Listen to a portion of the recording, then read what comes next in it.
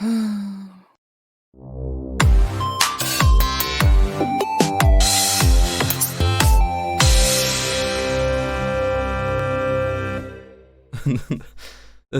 little noise you made has made it into the very start of the recording.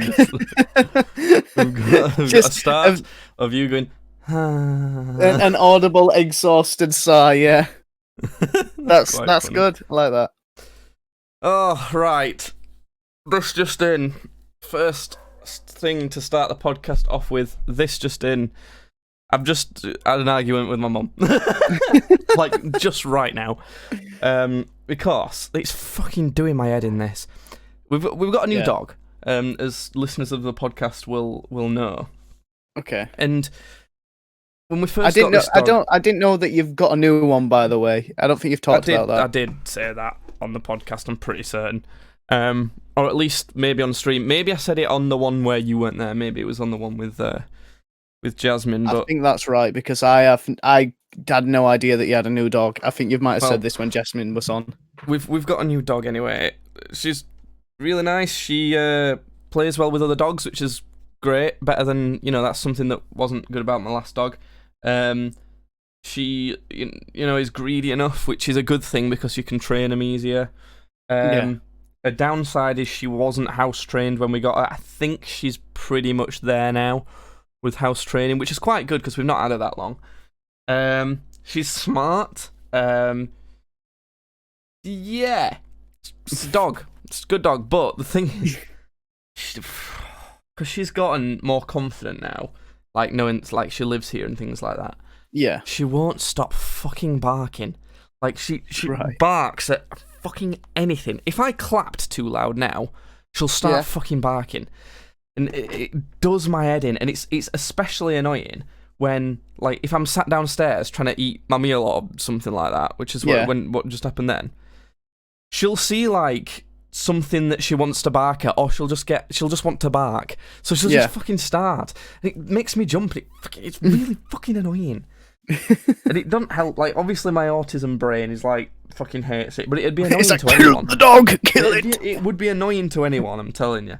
It's really annoying, but the problem is, she's not barking because she's scared or anything. She's like wagging her tail and everything, so she's not actually like, she don't feel threatened.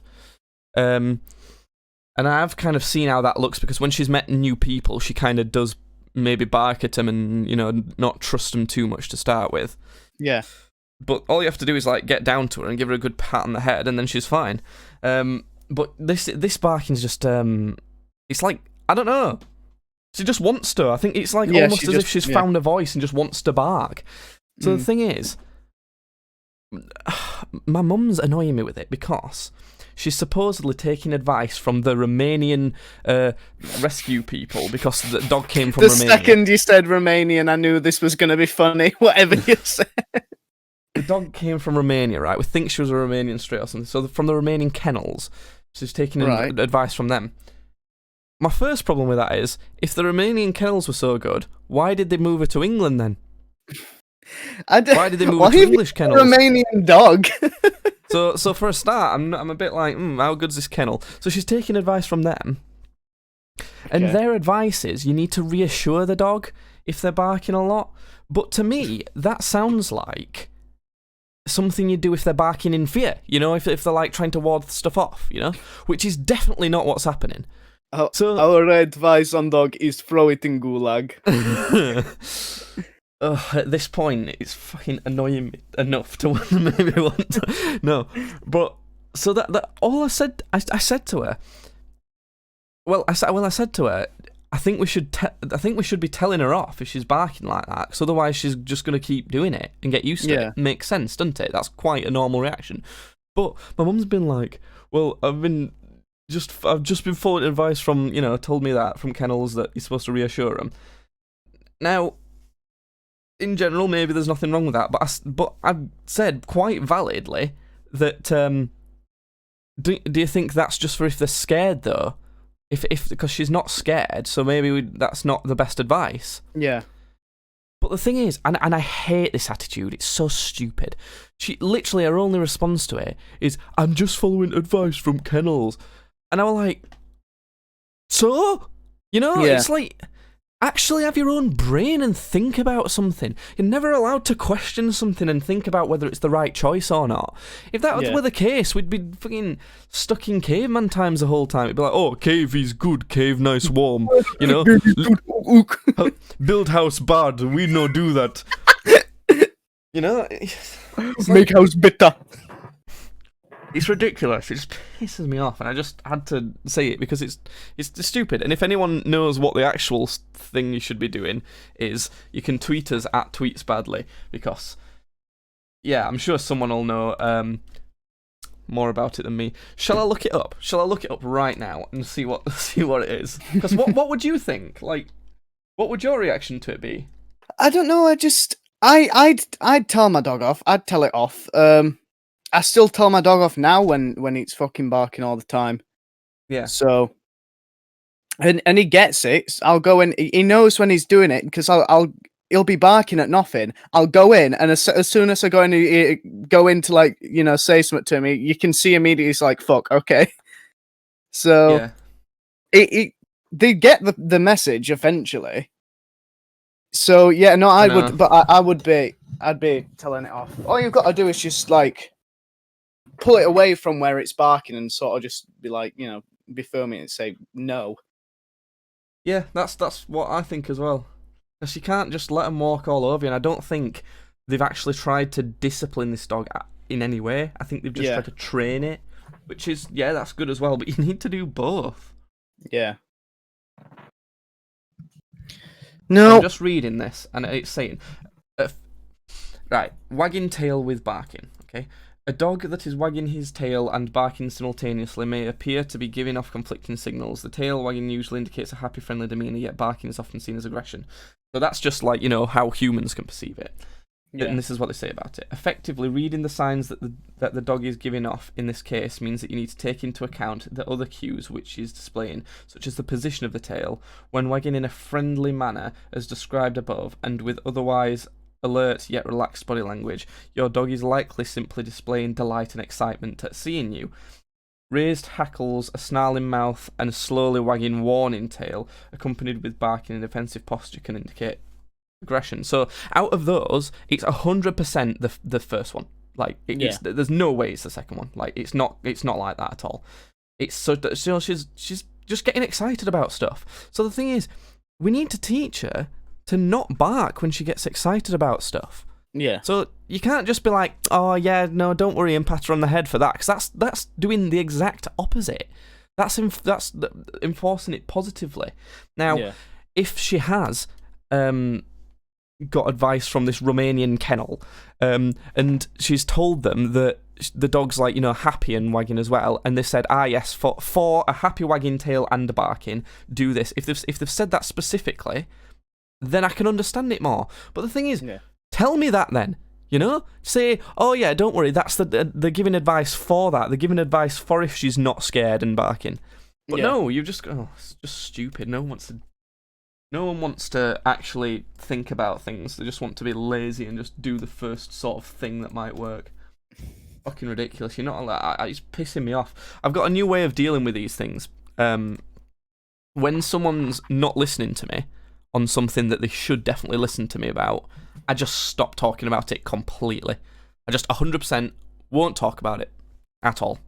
It's like, you know, when I had to isolate, that wasn't my decision, because that's not what I would have chosen, because my family didn't have to isolate, but I did. They just said, like, I was told that basically only I'm isolating.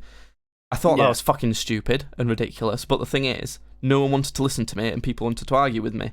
So I was like, okay, I'm not talking about it at all. And like, if someone asked my opinion, if it like said, oh, do you think it'd be alright if, like, you know, you stopped on Friday rather than Saturday? I'd just say, I'm not talking about it. Yeah. Like, or even if anyone wanted to talk about whether someone else should be isolating anyway, straight up, no, I'm not talking about it. And it gets to that point with stuff like phones. Phones is a thing that cropped up in this sort of way first, in that I'm into technology, I work in IT, and if someone wants to know what phone to get, either like I'll help them out and tell them what phone they should get based on what they want, not just which phone I like, for example, literally based on what they want. Or they might even ask me, and then they'll say, I think I might just get an iPhone though anyway. And if they do that, I'm like, all right, I'm not talking about it then. It's like, fine, go and waste your money and have a worse phone, and you know what? You'll enjoy it. You'll love it. You'll not enjoy it as much as if you'd have listened to me, but whatever. So it's stuff like that. Like, I'm not talking about it. Fuck off.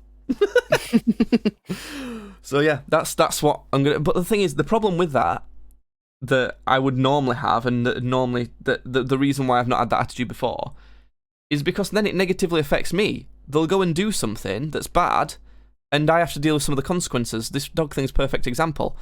They're going to keep positively reinforcing this barking habit. The dog's going to bark all the time, and it's going to piss me off no end. It's going to be just constant noise and shit at random points. But what am I going to do? Yeah, there's no what you can do in situations like that. I get into them a lot of the time where people just don't listen to me. So I am actually in a very similar situation a lot of the time, and I just try to. I don't know. Mine's less like yours. It's more like I'll tell somebody something, and then they'll just fucking like. I don't know if like they forget or they just decided not to listen or something. So I'm just like, well, fuck you then. Whatever. Yeah. Whatever. The thing is, I would be completely happy to have that attitude like most of the time and previously if it weren't for, like I said, it affects me negatively then, which is obviously not good. So, yeah, it's just... Yeah, it just sucks. There's no like, you know, solution that I'm trying or anything like that. That's just it. That's just what it's like. And you just have to kind of stop caring. Yeah. But stop caring, kind of remove yourself from the whole scenario. If it's going to be annoying all the time that there's a dog constantly barking, well, I'll have to just not be around the dog that constantly barks because I won't fucking enjoy it. I won't like that dog anymore if they're going to train it like that. So, but the thing is, it's not quite so easy especially when you have to live with your parents and that sort of thing, because I can't just go live somewhere else, you know. I can't just get up and do that. I'm working on that. I'm getting there. Within a year, I'll have moved out. But it's fucking insane.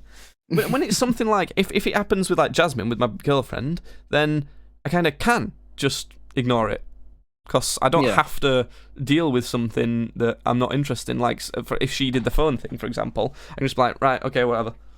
Yeah, does not care. So you could just beat her though. You just beat your girlfriend. Well, this podcast, so today's podcast is being filmed live on twitch.tv/gamesbadly, and you can watch it after the fact on YouTube channel Games Badly and on Spotify and Apple Music. But the day we're filming this is the day after Judd's done a big Hearthstone pack opening. It is. If you want to see that, the video of it might be still up on the Twitch channel when this goes out. But more importantly, we kind of did a little drinking game with it, didn't we? So every time you got a legendary card out of one of the packs, we would drink, and then if anyone donated, we would also drink as well. I got some rum for this because the thing is, I've tended to start drinking on if I do drink in a week, it's more likely to be a weekday or a work day now than a weekend, because my girlfriend just doesn't really like getting drunk with me for some reason. I don't know. She obviously takes me longer to get drunk anyway, so we kind of have to compensate for that. But it means that on a weekend I don't tend to get drunk if I fancy it. Not that I would want to every weekend anyway.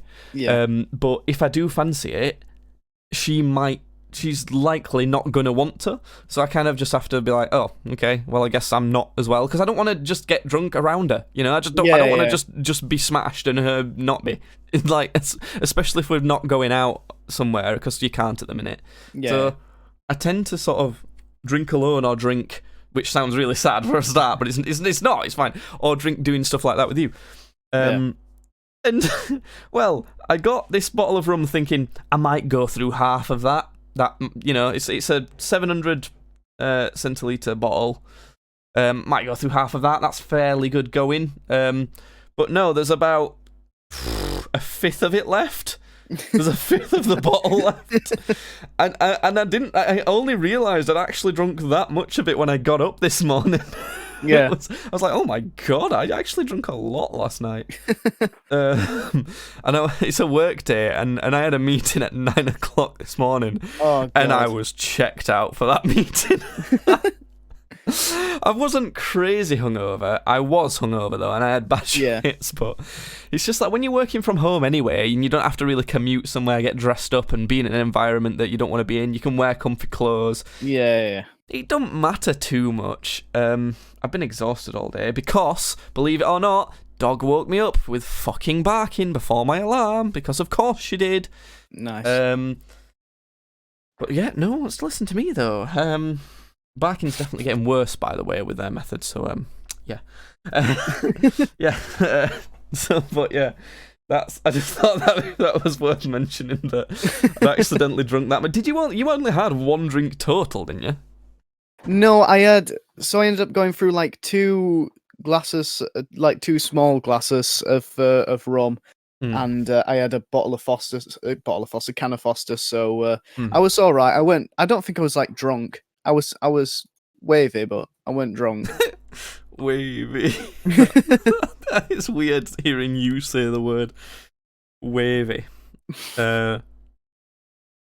What's wavy? Speaking of hangovers, right? Can you remember the worst hangover you've ever had? Yeah, easily. Well, that's a story right there.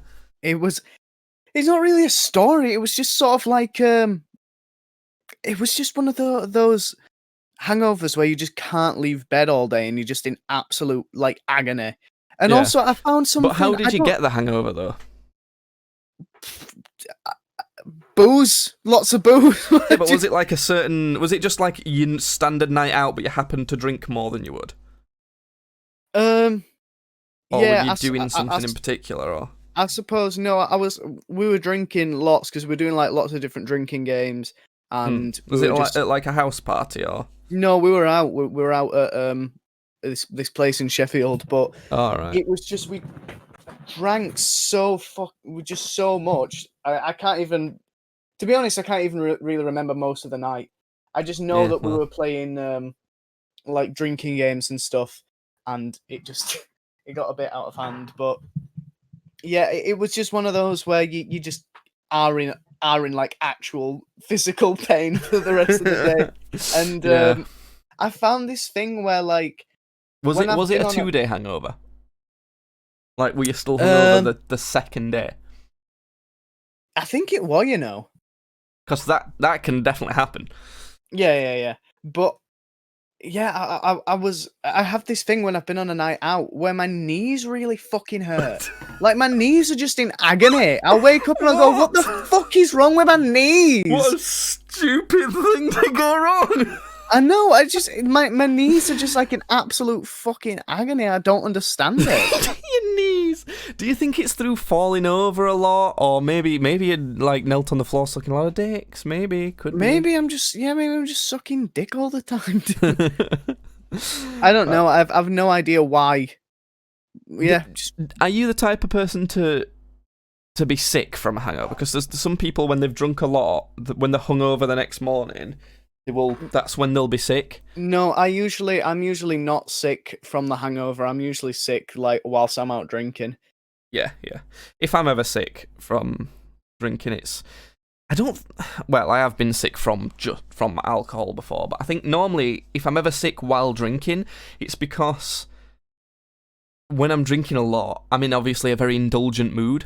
So yeah, I just eat a shit ton. I just eat loads, and I just fill my stomach. And then when you've had only a bit to drink, even if you've got a full stomach, that's what gets me really. But yeah, it's a weird one. So I don't know. So what's because different people are different for hangovers, aren't they? Really? So what's your like hangover symptoms? my hangover symptoms again. My knees hurt. I don't know why my knees. I can't get over the knees hurting. I don't know why. I don't know why my knees hurt in this scenario, but they do. It's just sort of. I mean, headaches, obviously. It's just a lot of like fucking pain all over my body. Like I must be doing what, some like ache. Yeah, just Achy pain. like just all my muscles are just like fucking tightening and just feel awful. Yeah. I get like, obviously everyone gets headaches and stuff, dehydrated. I always get like, I need an emergency poo. Like the day after I've drunk. Oh yeah, I've been yeah. drinking, My shits are awful. There will be awful, at least one emergency poo, and it's like you'll be just going about something. It'll be like you have to shit now. It's like that. It's like, oh, I gotta go. Yeah, I know. And it normally just goes out of your ass. Yeah. So that's definitely one of them, and that's worse if I've had beer, and even worse if I've had spicy food, and even worse if I've had like the worst combo, which unfortunately is a combo I like to do. A lot of beer, and from the pizza shop near my place, they do a Greek pizza, which is not only a pizza, but it's kebab meat, another thing that makes you shit, and jalapenos, so it's spicy as well. So it's like it's got the worst combo for the emergency poo the next day. Tessoterics here. If that's not my favourite duo, but sadly without my favourite female protagonist. Yeah, well, I mean, come on, we don't want vagina stinking the place up. Am I right? We don't want stinky, fishy vagina.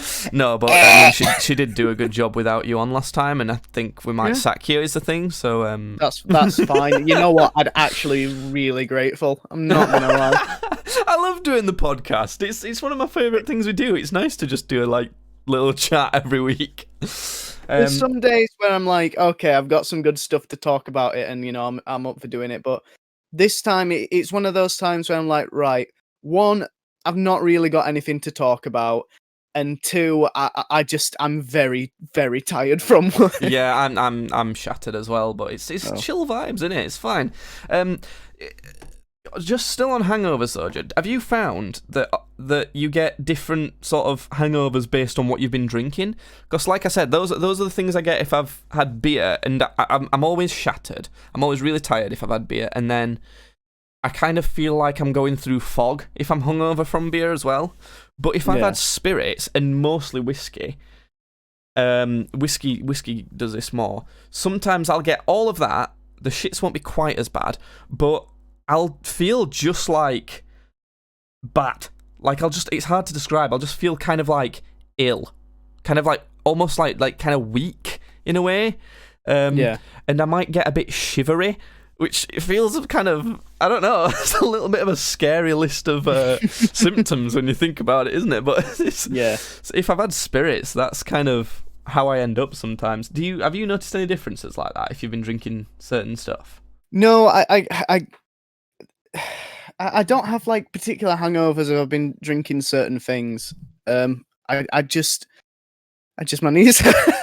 Just your knees hurt. Every time it's always the knees. Tessoteric saw on the VOD that Judd spent all his money on Hearthstone and has 4 elite gold heroes in AFK Arena. Oh wait, wrong ad. In Hearthstone. That was a fun old time, and that's why I got so drunk. It was great. Also, for anybody that's interested, the deck is doing fucking great. It's doing really well. Do you think you'll do a little bit of Hearthstone streaming after this? After this, no. I want to be alone. Just leave me alone, please. I had a long day at work. Are you going to be playing Hearthstone though? Probably, yeah. So you think you may as well stream though? No, I'll leave you alone. I'll go and do something. I can't. I don't want to be. I don't want to try and be funny. I don't want to have tomorrow. No. Oh, what a fucking pussy! Judd doesn't even want to stream for y'all. I don't. He's hungover from those 3 drinks he had last night. I am. Oh, right.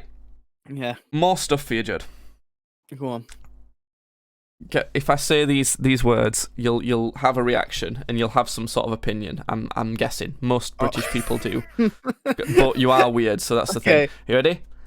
Okay. I'm a celebrity. Get me out of here. all right.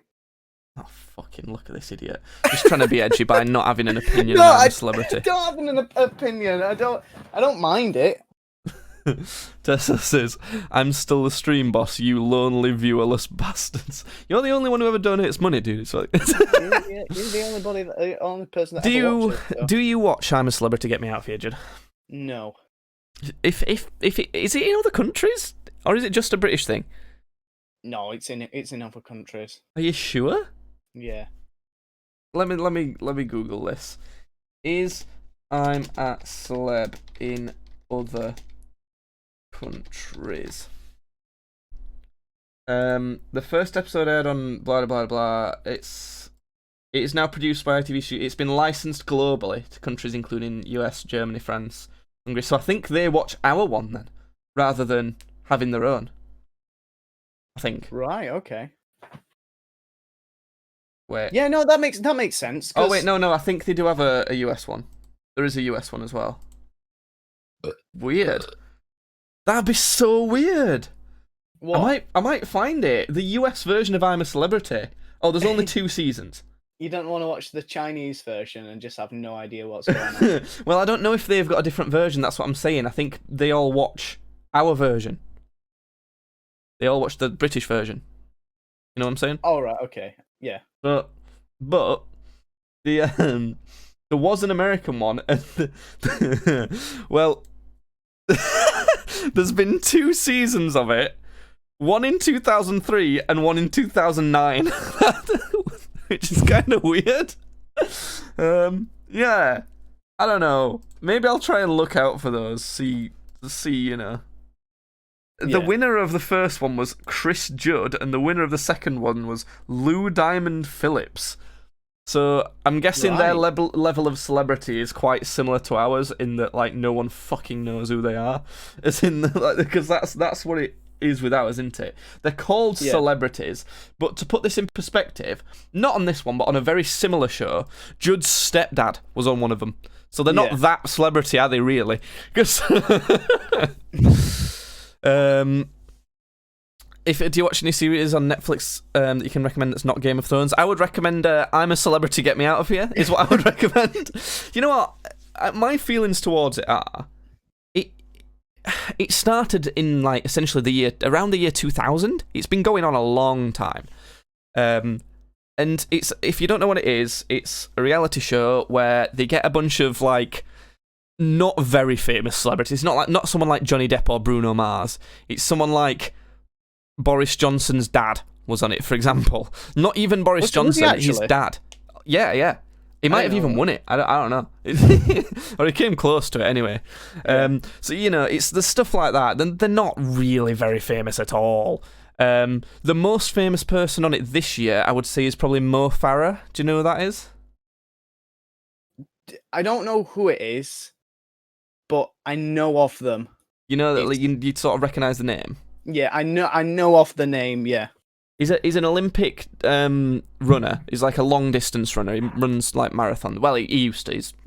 I don't think he does anymore, but he was really good at it. He won gold, I think. So yeah. They have apparently they have the same Judd. Ich bin ein Star, holt mich heraus, and then they stick him into the jungle and let them eat bugs and shit. Yeah, I mean, you summed it up for us instead. So that's what it is. I watch it every year. I can't remember when I started watching it every year, though, because obviously I was very young when the earlier series were. I think probably the most famous series was the one with Katie Price, a.k.a. Jordan. And, yeah. Not you. So, and that was... I didn't watch that one, because it was, you know, too long ago, but I've been watching it every year. And I like it. It's fun. It's like, you know, quite...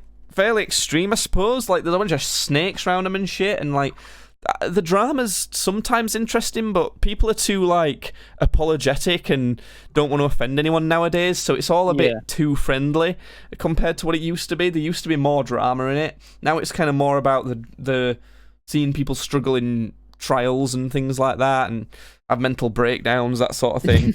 It's all very standard, nice, entertaining anyway. But yeah, it's all very wholesome and family friendly. Yeah, kinda.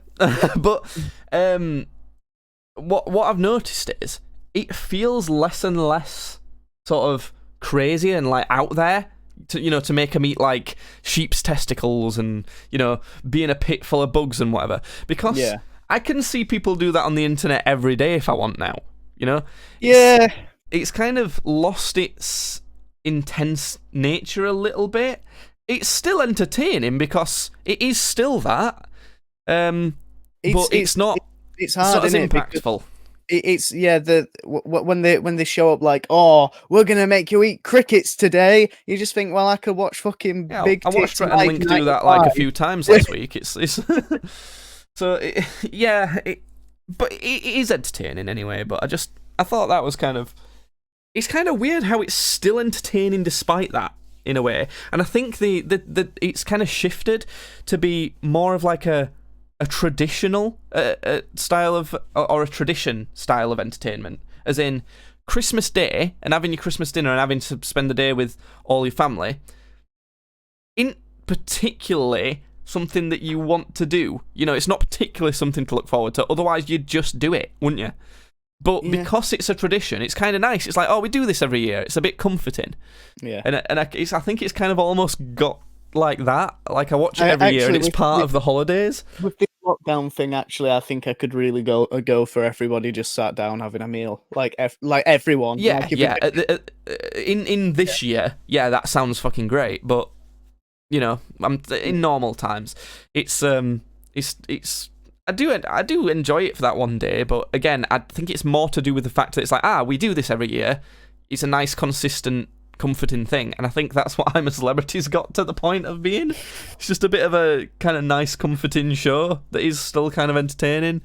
So you've not watched any of it then? No, I no. Have you ever watched it?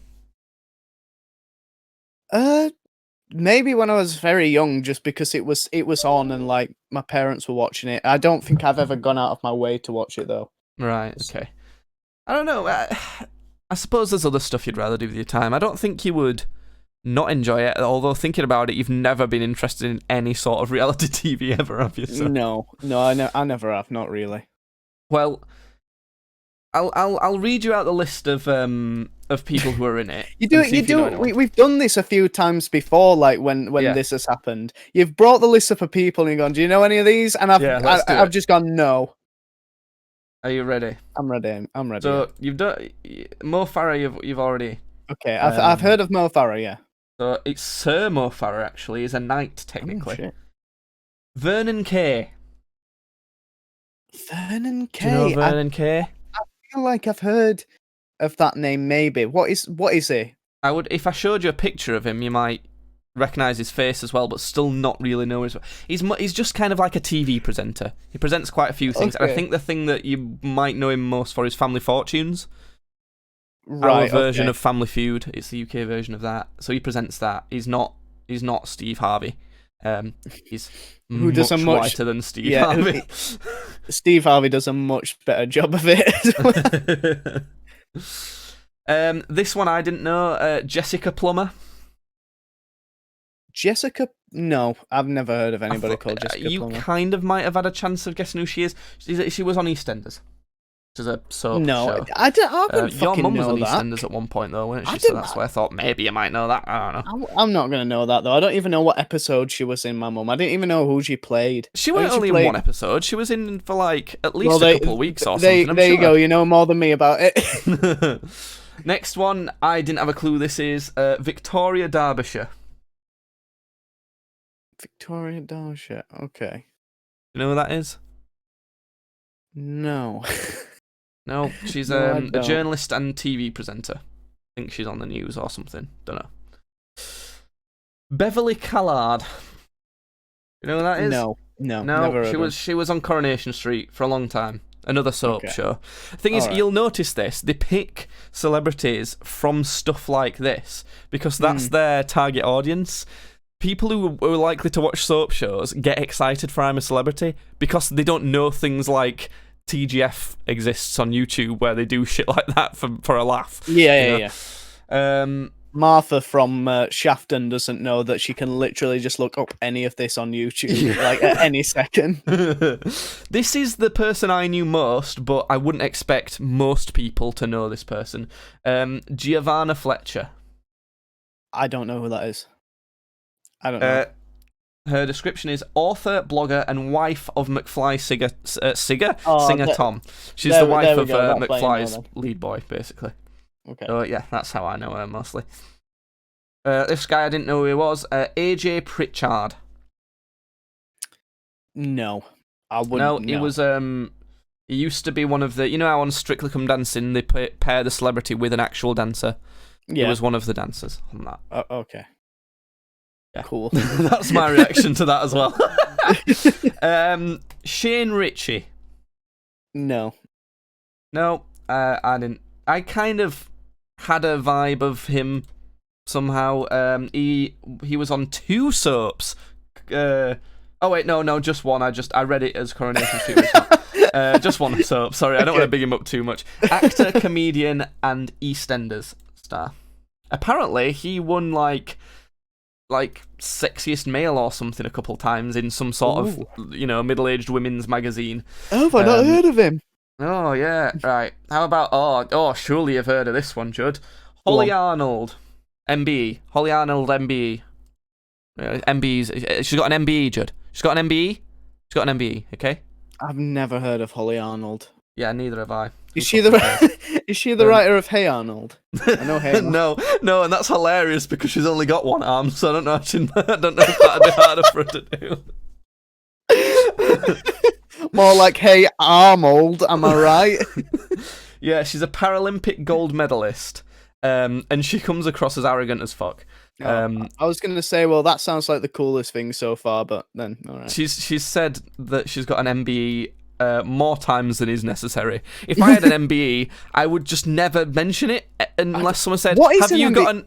It's basically half an award from the Queen. It's not like being, like the Mo Farah's called Sir Mo Farah. Well, she's not called Dame Holly Arnold. It's not quite that good. It's just kind of like a gold star from the Queen. It's like, there you go, nice job. Here's your gold star for competing, my dear. I'm pretty sure you don't meet the Queen either. But if you get one, don't I don't know even if you meet the Queen. You don't even. You just get a letter from her, basically, which is probably not even from her. It's probably just It'll be like, Squire boy, please come write this letter for me. I don't like to talk to the disabled people in public. Oh, God. Yeah, so that's her. Yeah, if I had an MBE, the only time I would ever tell someone that I've got it is if they said to me the exact words, "Do you have an MBE?" And then I'd say, "Yes." And that's it. Because I wouldn't care, gonna be honest. Just saying though, Queenie, if you do want to give me one, I'm down. I'm down for that gold star. I'll have it. I think I'm worth at least half the effort of an MBE. Right, next one. This is the one that everyone's talking about so far. You'll still not know who it is. Jordan North. No, I don't. I don't even know the name. I thought maybe I knew the name, but I don't. No, BBC Radio 1 DJ. You know what? I have heard of him, and I'm pretty sure I took care of his mother in a care home. What the fuck? Hold on. When were you looking after people in a care home? What's going on? That's what I did for my work experience when I was in high school. God, me. He is from. He does sound like he's from Yorkshire, I think. I'm pretty sure Burnley, it might be him. I think he's from. I'm pretty sure it was his mother because every day she used to say to me, "My son is a Radio 1 presenter," and every day I'd go, "Is he?" You know. Because I didn't want to, be like, "You've told me this." The thing is with him, he's a massive fucking wimp. Is he? So he freaks out at fucking everything. To be fair, he did all right with the eating challenge, but he literally, you know what abseiling is, don't you? Yeah. He just at the thought of that, he threw up. And he had to be put in this pit with like bugs and snakes and stuff and try and unlock these safes for one of the challenges. Yeah. And he was fucking freaking out. He almost just refused to do the challenge. And if he would have done that, I would have just been like, fuck you, mate. Because it's like, I can't stand people who can't at least have balls, you know? Well, if that was his mother that I looked after, his mother was really nice, so... Okay. But to be fair to him, yeah, he's been scared, but he has actually done the challenges anyway. So if there comes a challenge where he doesn't at least give it a go, then if that happens, I'll just not like him because I'm on the edge. I can't get on with people who are I'm on the edge. I can't get on with people who are just that scared. It's just a mindset. Anyway, I think that's it. So this season, normally they're in a jungle. Tessoteric's back, hello. Normally they're in a jungle, but obviously this season, Corona's messing everything up. And for some reason that means they couldn't fly to Australia to be in a jungle to do the show. Yeah. Not fully sure why that is, because I wouldn't have thought they all fly on, like, commercial aircrafts. I would have thought they've probably got some sort of private jet. Which would be fine in theory if they made them all isolate in a hotel for 2 weeks. Yeah. Booked a hotel out from. Then flew them all on the private jet. They're only going to a jungle, like, where, you know, what's I think they stay in a hotel right before they go into the jungle. So, but you know, that's fine too. And then, yeah, they could have just gone into a jungle. That's the point. They're isolated from the world. That's literally the point of the show. That is literally the point. So I was like, okay. But to be honest, I'm kind of glad they're not in a jungle because they've had this is the 20th fucking season of it. Yeah. Every season they've been in this. I think it's the same jungle. It might have been a different jungle. I don't know. They've been in a jungle for every one. So this time they're in a castle in Wales.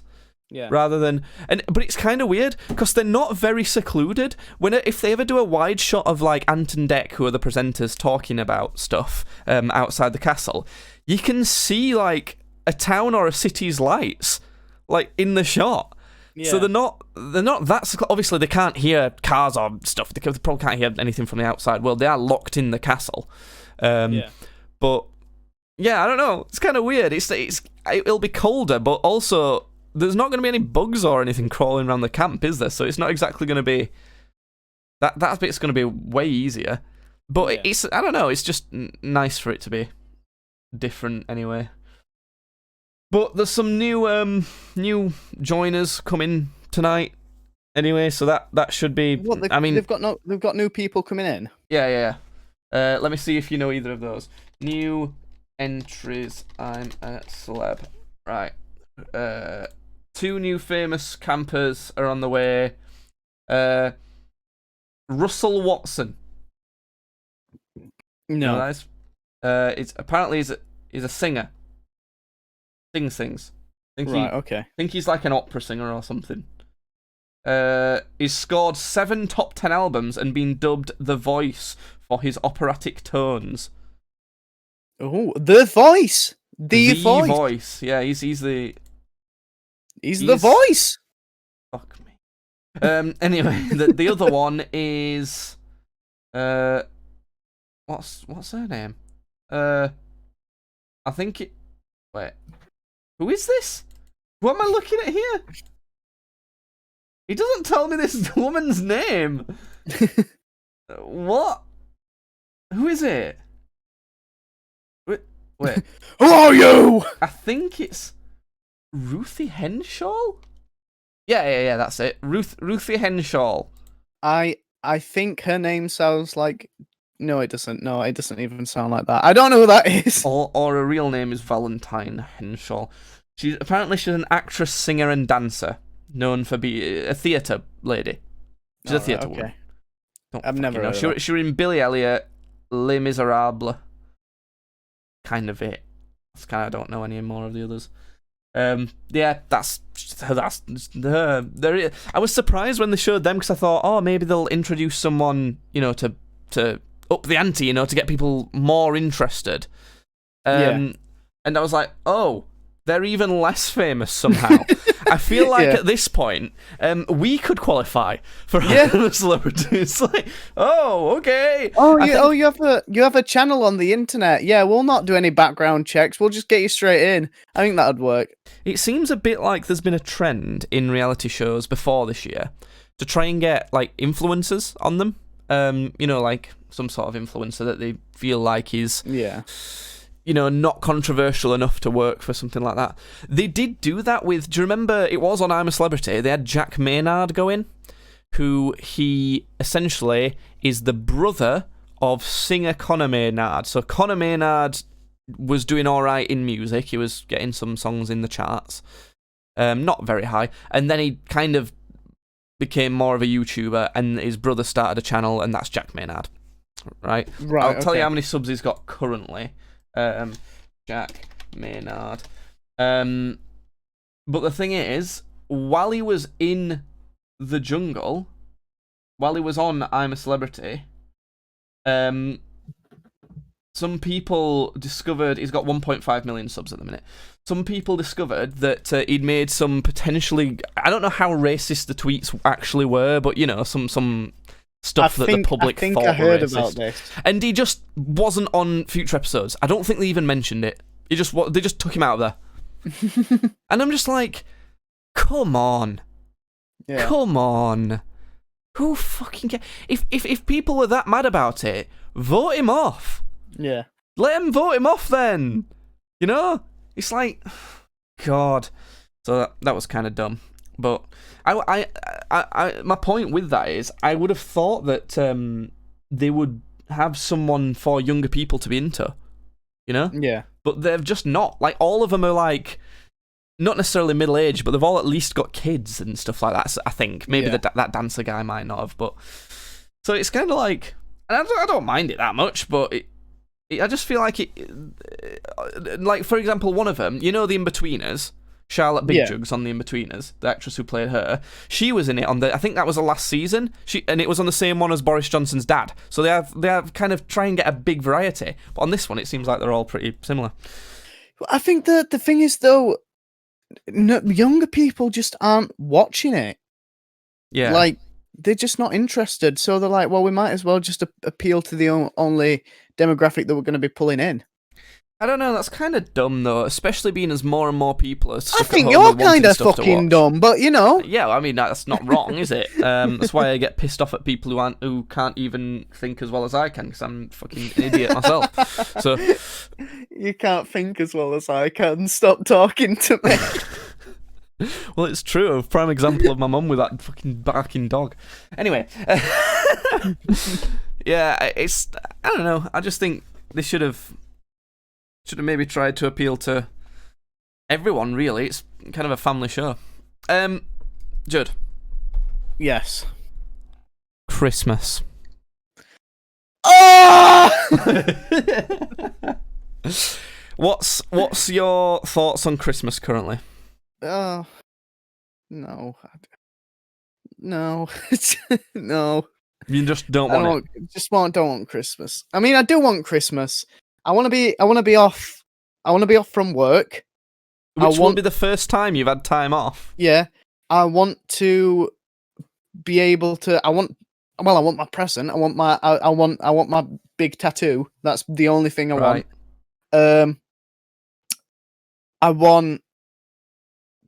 I would want the family to be together. I don't know if we're going to be able to do that. Don't want to be buying all the presents. That's kind of something I was going to ask you. Like, are you? What's your sort of scenario with buying presents? Do you think are you going to have to buy many? If so, like, who would you get them for? Because you have to kind of pick and choose, don't you? If I bought presents for like everyone in my family and my friends, and like, you know, my girlfriend and her family and stuff like that, I would probably spend $1,000. I'm probably gonna get one for my nan and granddad. Yeah. I'll probably get one for Madison and Dalton. Yeah, your siblings, grandparents, mum. Probably mum, and probably dad. Nah. Probably yeah. Oh yeah. Yeah. I'll get them something. I'll get them like a bottle of gin to share or something. What about like your auntie and uncle's kids? No. No? No. No. Not even your cool Auntie Kim?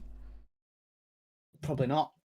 Really? Sorry, Kim. It's quite controversial. Unless I saw something that I thought to myself, I have to get Kim that. Like, yeah. I don't know. How about this one, Judd? Our Auntie Kathy. Because that one could apply to both of us. She don't get us anything now, does she? So she don't get us a shit. We don't get shit from a dude. Nah, she's a little bit of a hermit. She likes being a hermit. Yeah. So that's as far as I know. I'm not giving her much choice, really. No. She does because she don't really do anything. She's one of the people who watches the soaps and I'm a Celebrity. She's one of that. Like, we did give her something and go to see her because she turned 60 recently, though, didn't we? So big birthdays maybe. Because my kind of attitude previously when I've not had a job and been struggling for money. If it's like somebody's birthday, then I'm probably more inclined to go and get something. But for Christmas, I think, right, who is my immediate family? What about me? Now, see, we have a thing where we usually don't bother with each other, and that's our Christmas present to each other. Yeah. And is that how it's staying? Yeah, good. Okay. Thank God. Thank God for that. Yeah, well, because it's stupid, isn't it? It's like, why don't you buy me a Assassin's Creed Valhalla and I'll buy you, like, you know, some Hearthstone packs. It's like, well, we'll just buy them ourselves, you know? Yeah. It's just dumb. Absolutely, yeah. So, I previously... think it's more for someone that you're sort of almost trying to impress or reward. So, like, I don't know. Like probably the best example would be like if you got something for a girl, like, you know, you want to impress her a bit, like, oh, I got you this present. It's like, oh, thank you. Because it is just a social pressure to buy people things, isn't it? Yeah. Like, it's not a case of, oh, you know, we're celebrating this person, or, you know, it's hard to explain because it's like I don't want to look like an asshole who doesn't give all the kids some presents because I know everyone else is going to do it. Yeah, stuff like that. And when I didn't have as much money, like when I was at university and stuff like that, I had a policy of, really, I don't have to get anyone anything, because if they're reasonable enough, they should understand I've got no money at the minute, and you know, I can't help that, so I can't really do anything about it. But so because of that, I was like, right, well, I'm gonna very minimise how many people I'll get for. So I need to get something for my mum, which means I'll also have to get something for my stepdad and my sister and girlfriend. You have to do that. And then I would probably have to get stuff for kids, because, like, you know, there's that sort of thing. So I'd have to get it for all the kids, which is 1, 2, 3, 4, 5, 6. Like 6 kids already. I've got a fairly big family. And then if we turn up to our dads and they've got us presents and we're both adults and we haven't got them at least a token gift, that's kind of... They won't be happy with that, at least, put it that way, even if I don't have much money. So it was normally like a box of chocolates, something like that, to give to them when I've not got much money. And then, like, grandma and granddad, just because it's like, I feel like I want to, you know, show them that I love them, because I don't see them that much, because, you know, you don't with your grandparents very much, do they? Never it's not show like us that you love us anymore. And, they don't say things like that, but because it's in movies and things, I feel like I have to. So that would be... You haven't visited us in years. We're rotting away. That would essentially be it. Your grandfather lost his other arm. Because my granddad does only have one arm. He's just talking about... So, but this year, obviously, I've got a full-time job that pays quite well. So I had to ask my mum. I had to say to her, who do I buy presents for? What's socially right here? Because my autism brain can't process. And luckily, she said just the same people as I have when I've not had much money. So I was like, oh, okay. The extra people I have done is girlfriend's mum and sister. I asked about girlfriend's grandma because she is one of them that gets lonely like that, and my mum said probably not, maybe something very small. But the thing is, I ordered something for another grandma that turns out she wouldn't like that, so it's going to anyway. Okay, all right. So yeah, kind of weird, but I've ended up spending, because I've got more money, I have spent a bit more money per person. So I've tried to get the money to be around £10-15, maybe 20 depending, per person. And it's ended up costing me £250 probably, at least. Maybe even closer to 300 actually, which is crazy when you think about it. Just like gone. That's just gone. That could be like a month of saving. That's more than my monthly car payments. That's insane. I'm not looking forward to it. What is funny is when I had no money, I was obviously still buying for the same amount of people, and I didn't have the money to spunk 300 quid away on presents for people. So I tried to budget it so that it would be definitely less than £100 I would spend. So what I did was I needed to make sure I got a few gifts per child that we're getting gifts for, because you need to look like you've got them a certain amount. First port of call, Poundland. Everything's a pound. Seriously, I'm not joking. If I could get them 3 presents from Poundland, I'm on to a winner. And normally it'd be like, some sort of chocolate, like maybe a little toy that a kid would like in there, and something maybe interesting like some cool light up earphones or something like that, something like that. So my budget I was aiming for was £3 per person for Christmas, which is quite good, really. And I tried to not go over £5. If I could really help it, £5 was like my max, and I managed to pull that off for a few years, which is quite good, I think. But yeah, this year it's been a lot. So Christmas presents, they are something. Yeah.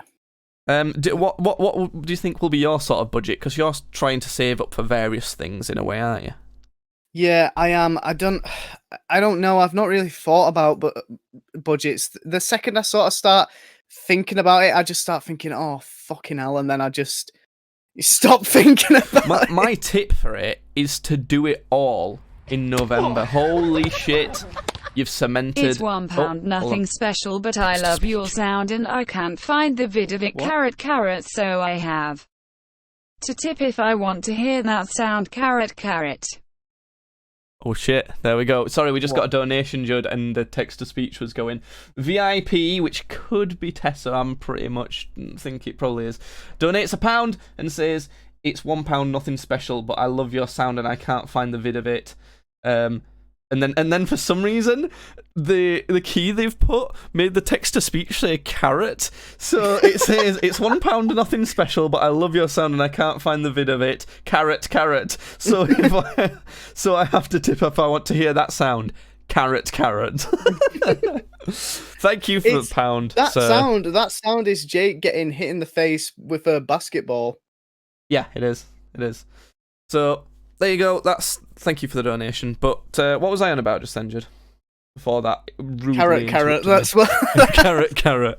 Yeah. Yeah. Well, whatever. When you think of Christmas, it's a very nostalgic time, isn't it? It's why I like watching I'm a Celebrity. It's why I watch like older things. So I might watch like Jackass or something to do with like MTV, old school MTV things. I don't know why it said carrot. So, but when I think of Christmas nostalgia, what sort of Christmas time do you like think of when you think of like Christmas nostalgia? Because I've got a couple, and I have to say they're both at Dad's. Yeah, mine are at Dad's. We had good Christmases at Dad's, actually. Yeah. Apart from that one Christmas when you came out as not completely straight and I got in a massive argument with them. What? Yeah, let's just keep repressing that. Don't remember. That'd be great. No, I don't.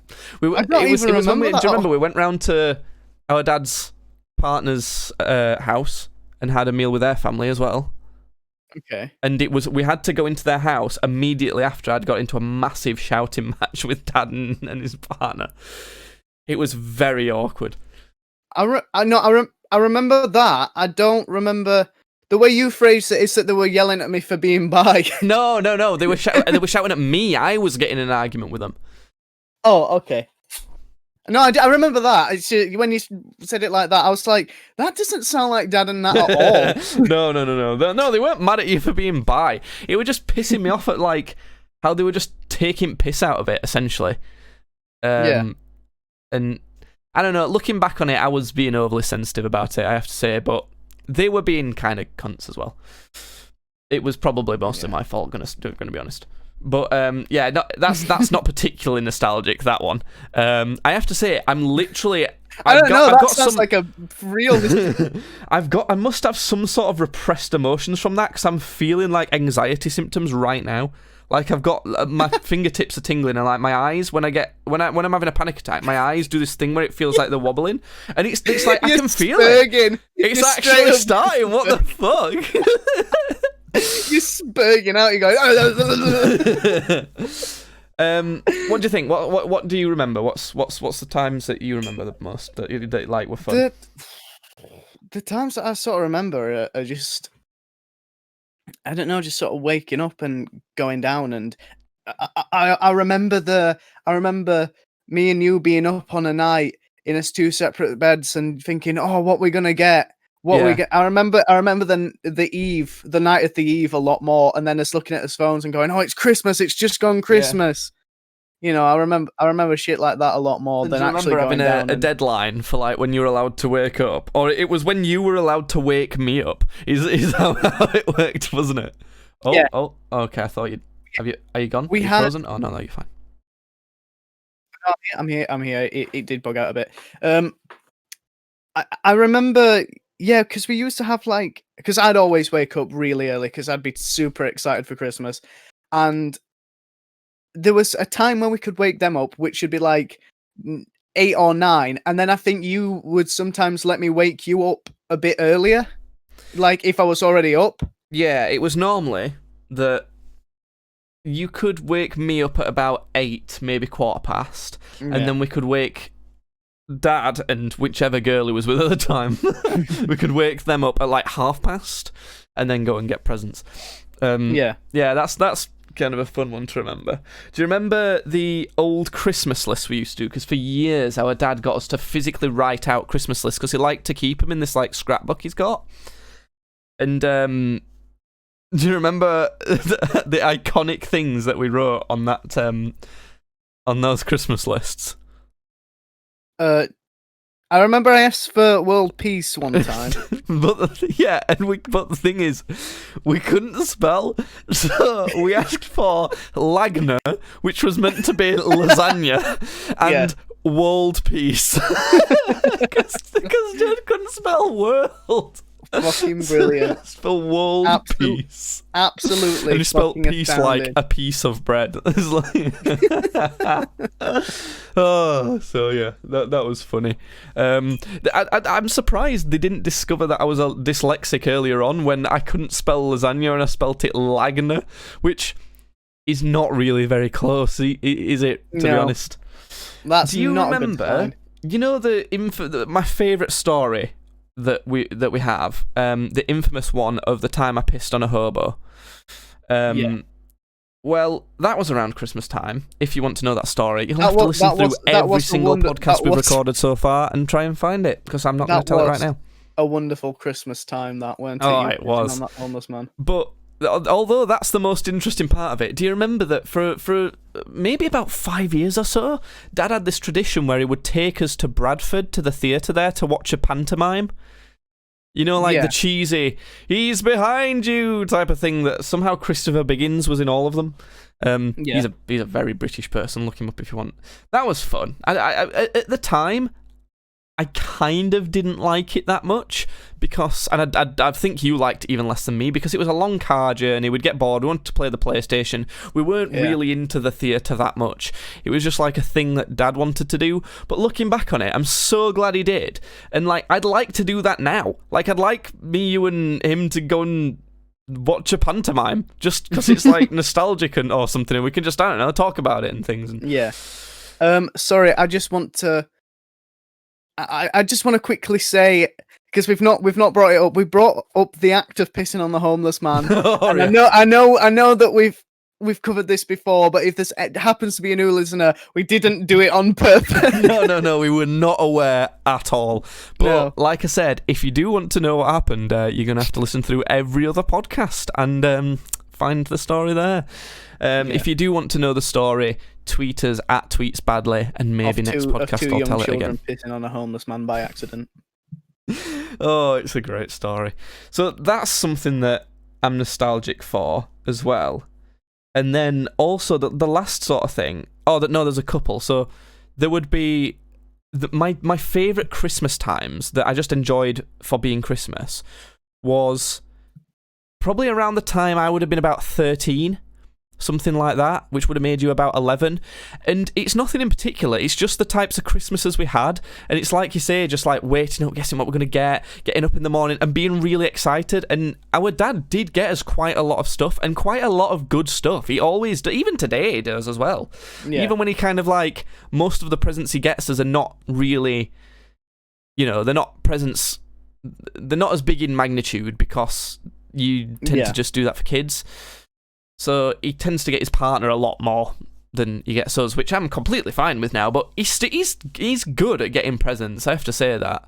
Yeah. So it was always nice to come down, and we'd often get like the console we wanted, maybe, or like we got these fucking electric BB guns one Christmas, which was fucking great. They were sick. And we had a tradition of always like having a photo of us both kissing our like biggest present.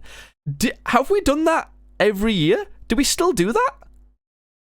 I'm pretty sure we still do that because I'm sure last time I had a big present. At least it was like a gaming.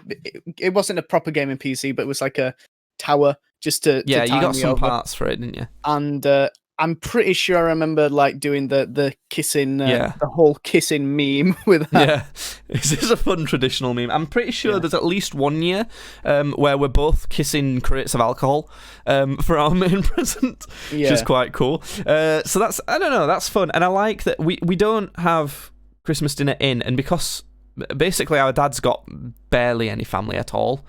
And I don't think, and they kind of go away for New Year's and stuff, don't they? They go on holiday and stuff because it's cheaper. They may as well. They've not got much family around. We go out for Christmas dinner, don't we? We book a carvery, which is quite ironic because every time we see him, we have a fucking carvery. So it's just the same. Actually, But it's, I don't know. There's something nice about it, and my favourite one, sort of that we've ever had, brings me onto another sort of slightly different vibe of Christmas that we had with at Dad's. Do you remember when we went to a carvery? It's basically a pub that does food, if you don't know what to called the Mar Lodge. Do you remember when we went to that one? Yeah, I know. Yeah. That was a good one. That was was that a good one? I think that was my favourite carvery I've ever had. That was delicious. But that's the vibe of Christmas then. We would have been, well, I know at least I was 18. I think it might have been the first Christmas that I was 18. Yeah. And I might have been able to drive. I'm not. Oh, no, I wouldn't have been able to drive. I passed my test after that. So it was, I would have been old enough to legally buy drinks. But we did, I think that was the one where we did do you remember when we did the Dumb Christmas podcast, which is actually the first podcast we've ever done? Do you remember that? Yeah, I remember that. Yeah, I do remember we talked about a bunch of Christmas stuff and that. I think it was that year. And essentially what we did was we cracked out the old PS2 and I brought a bunch of like old games that we would have played when we were kids on the PS2, and we played a bunch of nostalgic games like Sonic the Hedgehog, Prince of Persia games, fucking, I don't know, what else did we play? We play, I think it was like Ratchet and Clank and. Oh yeah, Ratchet and Clank, of course. Yeah, a bunch of stuff like that. That was fun, and I think how long ago was 2018? 2 years, so I'd have been 21 in 2018. Yeah, it would have been about, I don't know, 2016, 2015 even, maybe. Yeah. Yeah. I think it would have been 2015 because 2016 is the year that I would pinpoint the rapid deceleration of human existence. Until the point where I've got it now. So that's some good Christmases. Do you think you're going to enjoy Christmas this year, or do you think it's just going to be depressing as fuck? I can see it just being shit, to be honest. I'm really looking forward to this tattoo that I'm gonna get. Do you know exactly what you're getting and where you're getting it? I know exactly what I'm getting. Yeah. Do you want to tell us? No, I don't think I will. I think I'll leave it as a well. That's special, a good meme. I think I'll leave it as a special Christmas surprise. Do I know? Because you've told me some of them. I'm pretty sure I've told you before. Yeah, you just can't remember. Okay, well that's a podcast. It's actually been a long one. We've run over by a bit. But, you know, there was plenty of shit to talk about. I talked about I'm a Celebrity for way longer than I thought I was going to. It's been a very me-heavy podcast, so if you like listening to me, this is the one for you. If you like listening to Judd, then, listen to every other podcast, just in case Judd speaks a lot on them. Like I say, you've just got to listen to all of them, you know? You've just got to commit. Podcasts, I don't know, you're probably looking at... the Game of Thrones is badly. Which I think might be, it's one of the first ones. That might be the first podcast that. Yeah. I went back and listened to the start of, the first one we ever did, and we're a lot better at it now. Which is weird. It feels like it's exactly the same, but we're just, I don't know, there's something about it that are just better. Yeah. But anyway, that's it. We've been rambling on for so long. That's the end of a podcast. What's the last thing you got to say, Judd? Nothing. I really need to go shit. That's my takeaway. I really need to go shit. Quote of the century. Goodbye. Oh, okay. Yeah, bye.